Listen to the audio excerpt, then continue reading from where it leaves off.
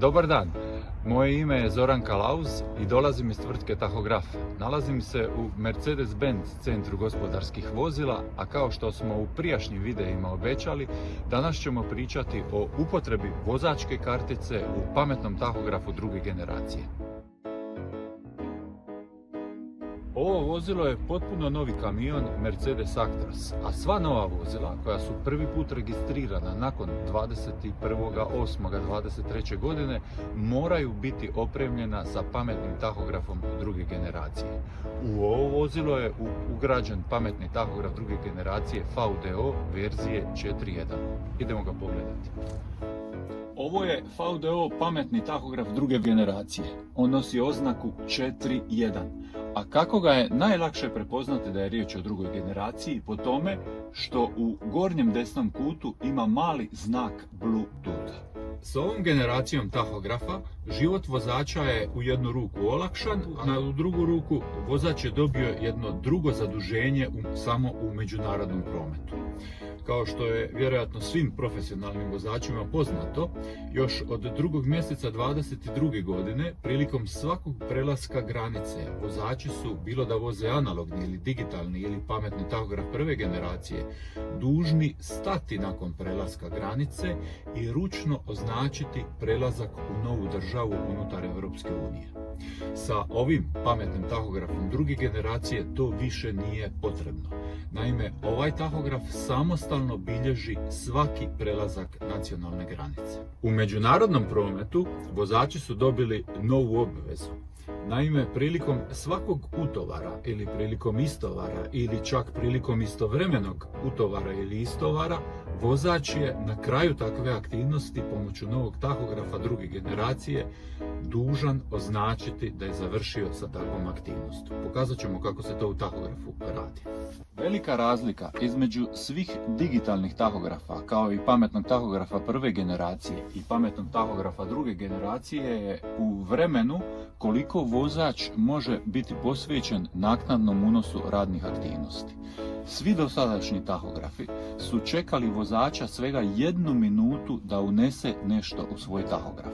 Ako vozač ništa nije unio, tahograf mu je sam na njegovu karticu upisao simbol upitnika.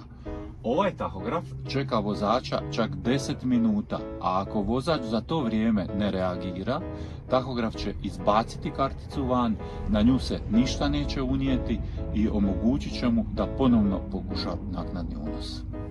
Kako bi vam pokazali kako se radi naknadni unos radnih aktivnosti na vozačku karticu, ubacit ćemo vozačku karticu u tahograf i napraviti naknadni unos radnih aktivnosti. To ćemo napraviti na takav način da ćemo označiti da je vozač svo vrijeme do 8 sati ujutro odmarao, a od 8 do sadašnjih 9 sati i 5 minuta da je obavljao nekakav preostali rad.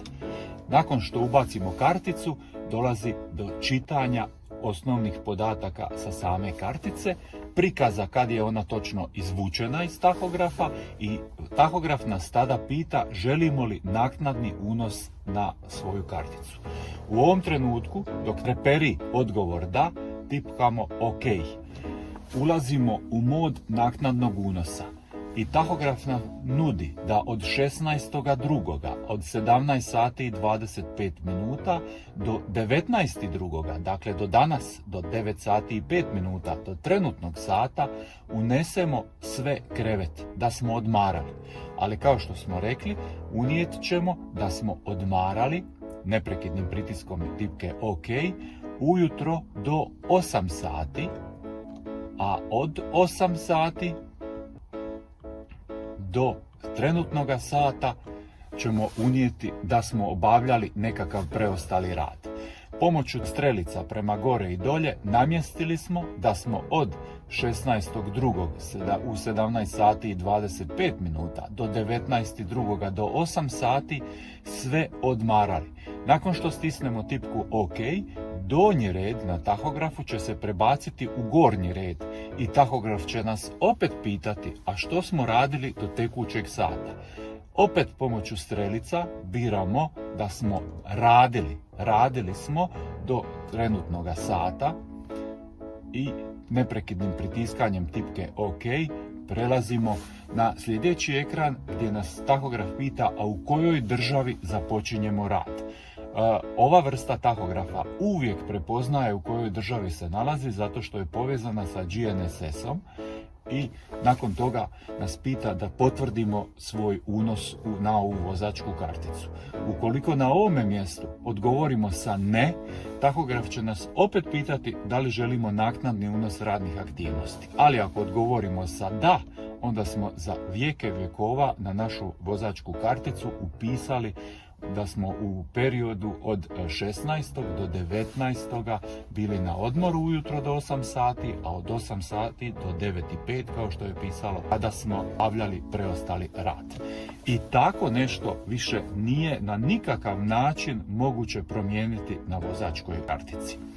Kao što ste primijetili, ovaj tahograf odmah ispiše da je spreman za vožnju i vozač odmah može krenuti sa svojim radom, a ne treba čekati do kraja da se kartica učita i da se na ovoj lijevoj poziciji pokaže znak vozačke kartice. Međutim, kao što je svim profesionalnim vozačima poznato, prije svakog kretanja na put potrebno je napraviti nešto što se zove dnevni pregled vozila. A dnevni pregled vozila označava da upalite motor, upalite svjetla, upalite 4 pokazivača pravca i vizualno pregledate vozilo sa vanjske strane. To je preostali vozački rad, pa ćemo mi početak našeg dana označiti sa čekićima. Za vrijeme vožnje, ukoliko vozač pritisne tipku jednom prema dolje, može dobiti osnovne informacije o tome koliko je do sada vozio. Naime, u gornjem lijevom kutu piše vrijeme neprekinute vožnje do sada, dakle 5 minuta smo vozili. U gornjem desnom kutu piše da li smo imali bilo kakvu aktivnu pauzu, dok u donjem lijevom kutu su podaci koji se odnose na slot broj 2. Obzirom da sada u slotu broj 2 nema nikakvoga vozača, onda se uistinu to odnosi samo na slot, a ne na vozačku karticu.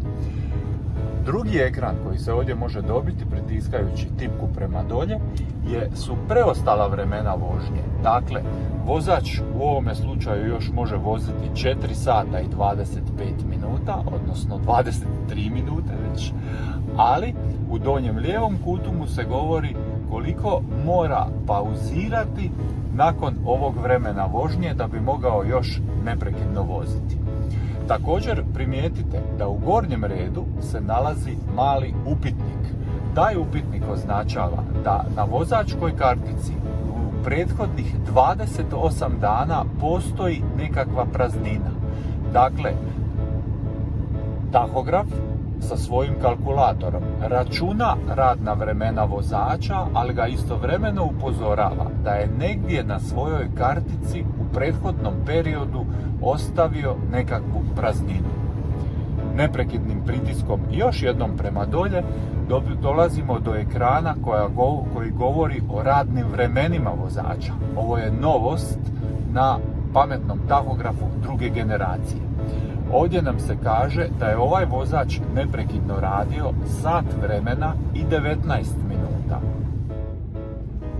U gornjem desnom kutu označava se koliko je vozač radio unutar smjene od 24 sata, a u donjem desnom kutu označava se koliko je radio unutar jednoga tjedna.